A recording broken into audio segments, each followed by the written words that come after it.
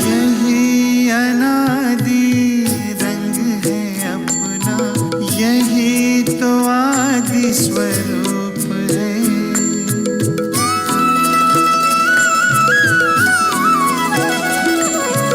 यही अनादि रंग है अपना, यही तो आदि स्वरूप है। इसी में शांति की छाया है, इसी में सुख की धूप है।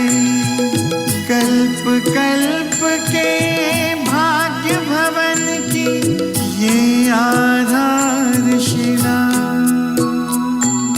जिसकी सुगंध से जीवन में सुख ही सुख मिला,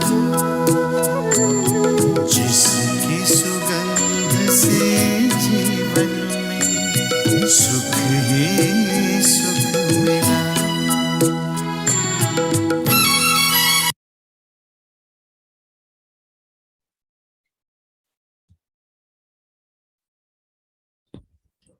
ओम शांति। आज की मुरली ब्राह्मणों के बीच में काफी इम्पोर्टेंट मुरली मानी जाती है। आप सबको ऐसा लगा?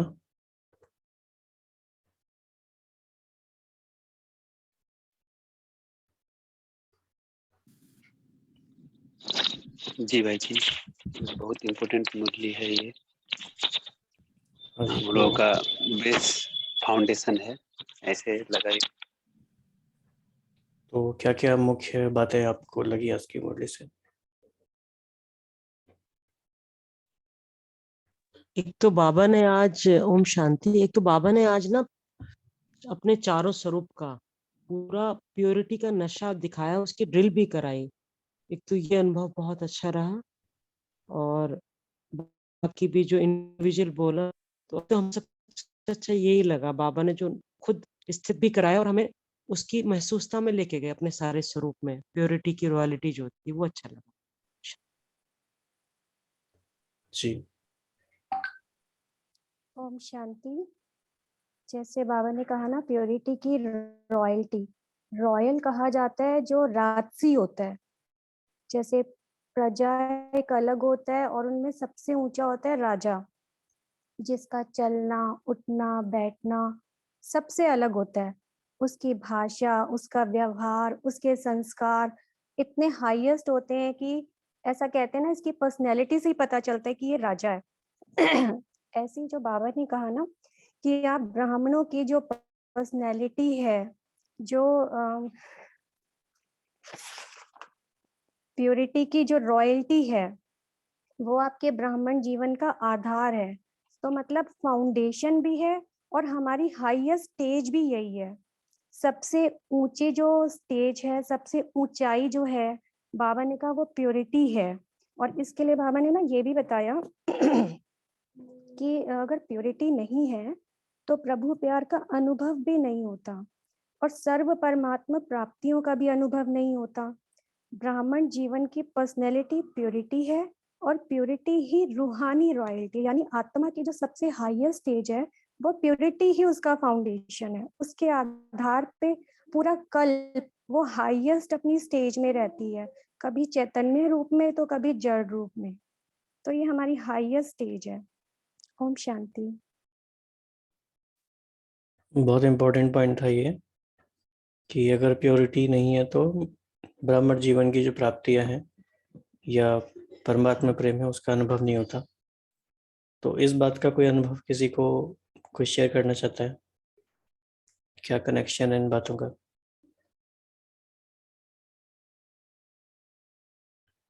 या कोई और पॉइंट?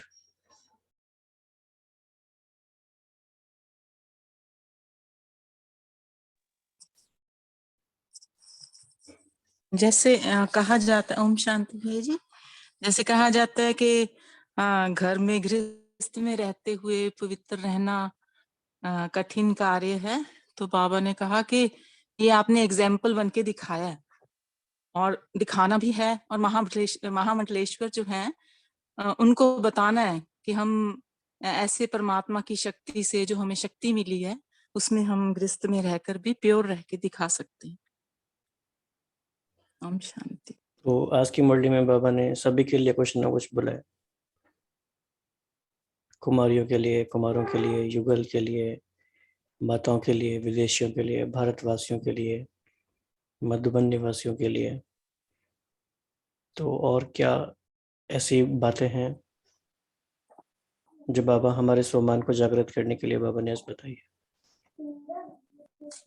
आज बाबा ने सबसे इम्पोर्टेंट पॉइंट जो हमें लगा कि जो सर्वव्यापी बाबा बोलते हैं ना, ग्लानि कर दी तुमने, हमेशा बाबा की मुरलियों में यही सुना था। ये पहली मुरली हमें लगी, बाबा खुद कह रहा है कि मैं सर्वव्यापी हूँ, ये तुम प्रूफ करो कि तुम्हारे हर आत्मा से आत्मा नजर नहीं आए लेकिन परमात्मा नजर आए। तो ये बहुत ही एक नशे का पॉइंट हमें लगा। ओम शांति। नशे का पॉइंट भी है और एक तरह से बाबा ने हमें होमवर्क दे दिया। ये हमारे लिए चैलेंज है कि ऐसा कैसे हो। तो 18 जनवरी आ रही भाई जी, आप ही दे दीजिए मॉनिटर बन के बढ़िया सा होमवर्क। रियली प्रिंसिपल तो वी आप हैव टू वर्क ऑन। हैं। नहीं, आप प्लीज, अल्टीमेट तो आप हैं सटल रूप से। तो ओम शांति। ओके, तो जैसे अंशु बहन ने कहा कि जैसे गीत में भी आता है ना कि हम में दिखे बने ऐसा दर्पण, हम में बाबा दिखे ऐसा दर्पण हम बने। तो ऐसा दर्पण कैसे बन सकते हैं, बाबा ने इस बारे में भी अव्यक्त मुरलियां चलाई हैं काफी सारी। तो आइडियाज धीरे धीरे आते रहेंगे। तो और कोई कुछ शेयर करना चाहते हैं इस बारे में? बाबा ने आज प्योरिटी की तीनों चीजों में बताया ना कि वृत्ति, दृष्टि और कृति, इनमें प्योरिटी की क्या पहचान होगी। जैसे अगर वृत्ति की बात हम करें तो शुभ भावना, शुभकामना, कोई कैसा भी हो लेकिन उसके प्रति एकदम शुद्ध भावना, कोई मिक्सचैरिटी नहीं, नेगेटिव तो जाने दो, व्यर्थ भी नहीं उसके प्रति। और आत्मिक भावना दृष्टि में या तो उसको आत्मा देखो या फिर उसको फरिश्ता रूप में देखो। ब्राह्मण है तो फरिश्ता देखो, और अगर वो ज्ञान में नहीं है तो आत्मा देखो। और कर्म में बाबा ने कहा प्योरिटी का अर्थ है कि हर एक आत्मा को सुख देना और सुख ही लेना, चाहे कोई कैसा भी कर्म कर रहा है, पर आप में इतनी शक्ति हो पवित्रता की कि उसके प्रति कोई व्यर्थ ना चले, पर आप उसके नेगेटिव को या अशुभ भाव को भी पॉजिटिव में चेंज करके लो। तो ये प्योरिटी की निशानी है। बाबा ने इसको आगे एक्सप्लेन भी किया है कि कोई कुछ भी करे लेकिन याद करो कि हमारा कर्तव्य क्या है। कि कोई दुख भी दे रहा है, इंसल्ट भी कर रहा है, तो उस टाइम पे ये सोचो कि मेरा कर्तव्य क्या है। उसके कर्तव्य को देख के अपना कर्तव्य नहीं भूलो। ये बहुत इंपॉर्टेंट लाइन लगी। मुझे लगता है कि ये तो नजरों के सामने लिखा हुआ होने वाला महावाक्य है कि याद रहे कि हम किसी और को देख के ये ना भूल जाए कि मुझे क्या करना था। और इसके लिए बाबा ने ये भी कहा कि आप सहनशील देवी, सहनशील देव बन जाओ। तो और ये भी कहा कि थोड़ा समय सहन करना पड़ता है, ये भी नहीं कि एकदम से हो जाता है, लेकिन उसके बाद फिर वही आप पे मालाएं चढ़ाएंगे, आपको गले लगाएंगे, लेकिन पहले आपको करना पड़ेगा। ओम शांति। तो जैसे बाबा ने कहा कि मैं हमारा कर्तव्य क्या है, तो अपने कर्तव्य कुछ हम याद कर लेते हैं, क्या क्या है हमारे कर्तव्य।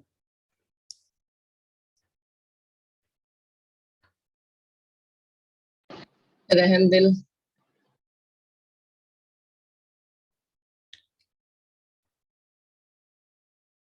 उदार चित्त, अपने से आगे रखना सबको, हाँ जी करना, ओम शांति। पवित्रता उसके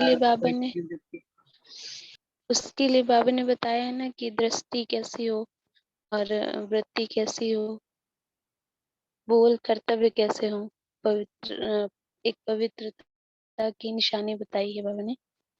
तो दृष्टि में भी कैसे हो और वृत्ति भी कल्याण की हो, दृष्टि भी आत्मिक और रूहानी हो। अगर हम हमारे जो यज्ञ के गीत बने हुए हैं उन्हीं से ही कुछ लाइंस को एक्सट्रैक्ट करना चाहें जो हमारे कर्तव्य हमें याद दिलाते हैं क्रिएटिव तरीके से, तो ऐसी कौन कौन सी लाइंस हो सकती है? योगी बनो, पवित्र बनो। ओके,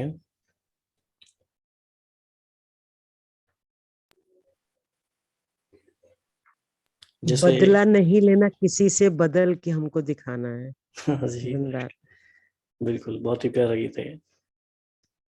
एक ये भी है, जलते हुए अंगारों पर तुम्हें शीतल जल बरसाना है। तो एक कर्तव्य भी आ गया और बहुत क्रिएटिव एक्सप्रेशन भी है। कितना क्रिएटिव है, जलते हुए अंगारों पर तुम्हें शीतल जल बरसाना। कितना शीतल बनना पड़ेगा उसके लिए। ऐसे और क्या क्या हो सकता है।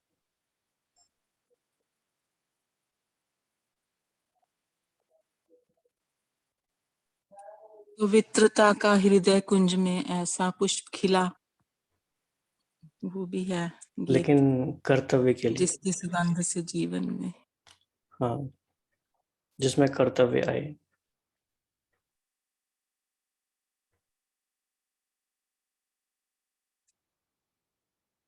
पता है सॉन्ग्स तो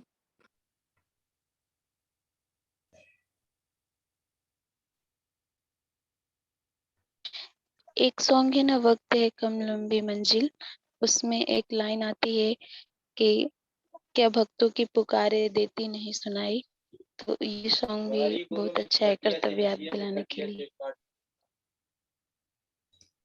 हाँ जी, बाबा जैसे ये भी कहते हैं कि लाइट हाउस बन करके रास्ता दिखाना, ये भी कर्तव्य में हो गया। भाई जी, अब घर जाना है। हाँ, अब घर जाना है। एक दो को रिगार्ड देना। हम्म,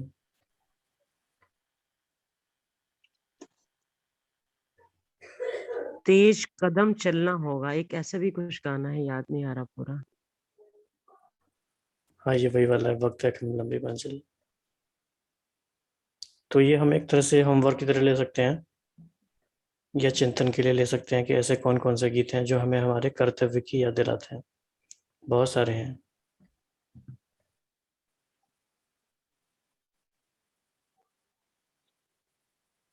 ओके, और आज की मुरली में और कौन कौन से मुख्य मुख्य पॉइंट्स बाबा ने हमें याद दिलाए।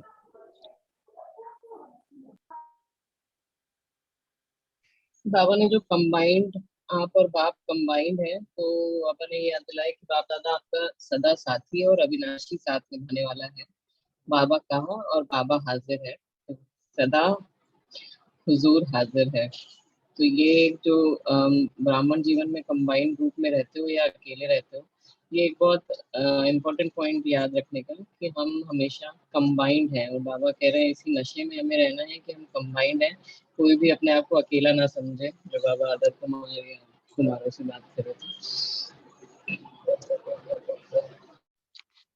ओम शांति। बाबा ने युगल्स के लिए जो एक लाइन बोली कि आप सभी को महामंडलेश्वर जो है उनको पैरों पे झुकाना है, वो लाइन बहुत ज्यादा नशे वाली थी। ऐसा बिल्कुल अंदर से हिल गए वो सुन के। तो उन्हें असंभव लगता है कि साथ रहकर कैसे पवित्र रह सकते हैं। आपको सहज लगता है ना? बाबा ने बड़ा अच्छा टर्म यूज किया, इजी या इजी या सहज। Lazy, lazy lazy. इजी या लेजी। हाँ। इसी में एक बात ये भी कही ना बाबा ने कि विश्व के शोकेस में आप एग्जाम्पल हो, सैंपल कहो, एग्जाम्पल कहो। आपको देख के सब में ताकत आएगी कि हम भी बन सकते हैं। ओके, एक स्टेटमेंट हम बोलते हैं, आपको बताना है ट्रू या फॉल्स है, ठीक है। स्कूल में ऐसे होता है ना, मुरली सुनने से नशा चढ़ता है, ये स्टेटमेंट ट्रू है या फॉल्स?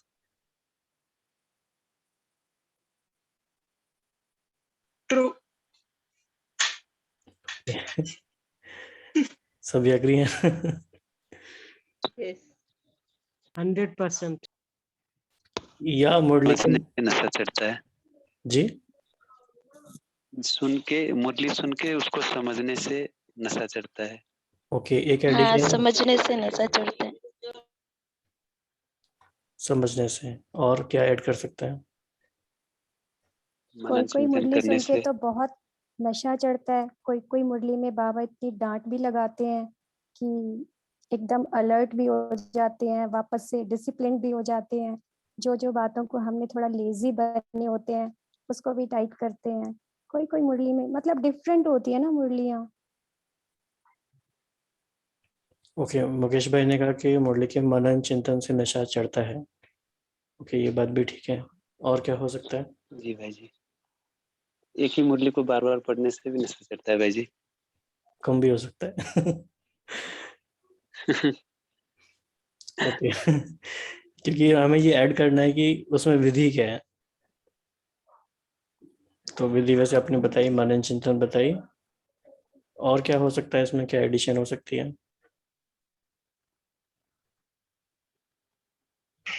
देखना। हाँ, तो बाप दादा की मुरली देखने से, वीडियो देखने से नशा चढ़ता है। ओके, और क्या हो सकता है? मुरली को फील करने से नशा चढ़ता है। डिस्कस करने से। डिस्कस करने। ये भी अच्छा पॉइंट तो है। आज आप भी थी जो सचमुच हुआ। आज बाबा ने मुरली में बोला था, साकार मुरली में, कि बाप का परिचय देना है आपको। तो आज एग्जीबिशन लगी हमारे पीछे, बहुत बड़ा पार्क है। तो बाबा ने हमें निमित्त बनाया। एक तो उसका बहुत नशा चढ़ा हुआ था, करके भी दिखाया in spite of not feeling well, गए भी। और दूसरा नशा ये चढ़ा है जो इस मुरली का, सहनशीलता का, जो देवी बताया। तो हम चाह रहे थे नहीं बताए, लेकिन बता ही देते हैं, बड़ी प्यारी सी बात है। तो हमारी क्या ड्यूटी लगती है, जो हमारी टीचर है वो सोचती है अंशु दीदी आप ही लेके आएंगे जो न्यू कमर्स है। तो 99.9% बड़ी प्यार से आते हैं, फिर हम पूरा कराते भी हैं। तो आज उन्होंने बोला कि दुकान थोड़ी हल्की है, तो क्योंकि कोरोना के बाद फर्स्ट एग्जीबिशन थी कि आप थोड़ा सा प्लीज आप जाते हो। तो जितनों को हमने बुलाया सब आ गए। फिर कहते हैं आप ये भी कराओ। 3 जगह हमने स्टॉल लगाई थी। एक महान प्यारी महान आत्मा, उन्होंने इतना रिएक्ट किया हम पे, इतना चिल्लाए वो, इतना चिल्लाए। और हम इतने प्यार से, हमने कहा सॉरी ब्रदर। तो उसके बाद he started accusing, insulting, shouting. And आप सोच सकते हो उस समय हमारी इतनी प्यारी बाबा की दुकान थी, इतने रॉयल रॉयल, तो हमने इनवाइट किया हुआ था सब दिन। हम सच बताएं, अब तक भी हमने आके उस आत्मा को हमने दुआ की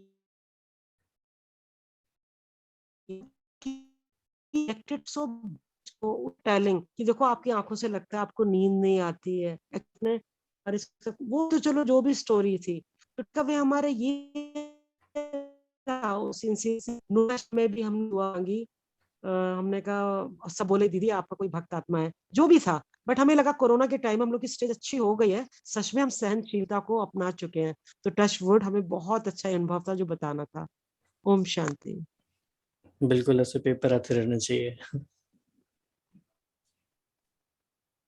तो देखो, ब्राह्मण बच्चे हैं जो पेपर्स का वेलकम भी कर देते हैं। लेकिन भाई जी उस समय बड़ा अनप्लेजेंट सा लगता है जब उन्होंने स्टार्ट की टोन, तब तो ऐसे लग रहा था बाबा ये टेस्ट पीरियड अच्छा खासा, तभी पता चल गया था test period, and I have to accept it, it's not difficult, it's not that easy actually, जो हम बोलते हैं ना, और जहाँ वहां पर हम कर रहे होते हैं फीलिंग, बट यस लगता है कि बाबा करा रहा है। शुक्रिया बाबा, थैंक यू। हम एक जब मुरली सुनते हैं या देखते हैं सब बाबा मेरे लिए बता रहे हैं, ऐसा लगता है। ये भी एक विधि हो सकती है। और उस चीज को एक्सेप्ट करना, उसी से ज्यादा मजा आता है। ये मेरे लिए आज बाबा ने मेरे लिए क्या बोला, जरा सुनो आज बाबा मेरे लिए क्या बोल के आए, क्या धारणा मुझे करनी है। मुझे में फीलिंग ज्यादा करने से मुरली को ज्यादा नजदीकी से हम अपना भी पा रहे हैं और अंडरस्टैंड भी करते हैं, और थोड़ा धारणा में भी फिर रहता है ध्यान, नहीं तो भाग जाती है मुरली। एक्सपेरिमेंट करने से और मजा आता है, अगर जो बोला है उसको एक्सपेरिमेंट करते हैं एंड देन सफलता मिलती है तो और बेटर होता है। जब बाबा हमें सम्मान दिलवाते हैं फिर भी बहुत नशा चढ़ता है कि आप अनादि स्वरूप देखो अपना, फिर आदि देखो, फिर आपकी कैसे पूजा हो रही है, वो मध्य में वो देखो, तो उससे भी बहुत नशा चढ़ता है। और मुरली को सुनाने से जो डिप्राइव्ड है उनको आप मुरली सुनाओ, पॉइंट सुनाओ, मुरली पर योग कराओ, उससे बहुत बहुत बहुत नशा चढ़ता है। और मुरली पढ़ के ही तो हमें पता लगता है ना कि हमको किस तरह से सोचना है, कैसा जीवन जीना है, कैसे बोलने हैं, अपने आप को क्या इम्प्रूवमेंट में, कितनी इम्प्रूवमेंट अपने में लानी है। ये मुरली से ही तो हमें डायरेक्शंस मिलती हैं सारी, वरना हमें क्या पता हमें कैसे करना है। फिर तो हम अपने अपने संस्कारों अनुसार चलते रहते हैं, वरना तो मुरली तो प्रॉपर गाइडलाइन है हमारे लिए कि क्या करना है। जब मैं शुरू में ज्ञान में आई थी ना, तब मतलब मैं मुरली के साथ ही पूरी की पूरी कनेक्टेड थी, और मुरली मतलब मुझे लगता था मैं जाऊं पढूं और मुझे पता लगे कि आज मुझे कैसे चलना है, क्या सोचना है, क्या करना है, क्या बोलना है। जब तक ना पढ़ो तब तक लगता था अरे मुझे पता ही नहीं, कहीं मैं कुछ गलती ना कर बैठूं कि मुरली में बोला हो बाबा ने ऐसे करना है और मैं कुछ और कर दूं। तो मुरली तो हमें सब कुछ ही बता रही है, पूरी लाइफ हमारी वही तो बना रही है। बाबा ने इसको भोजन भी तो कहा है, हमारी आत्मा का भोजन है।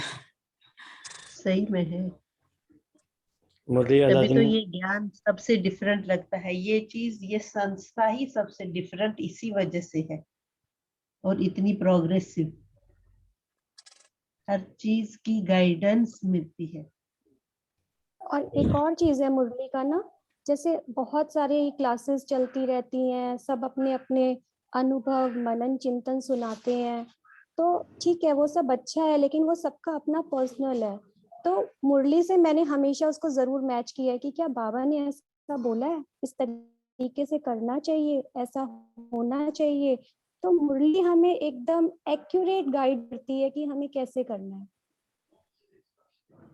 बिल्कुल ठीक है। अभी हम 3 मिनट्स योग करेंगे, टाइम हमारा कंप्लीट हो।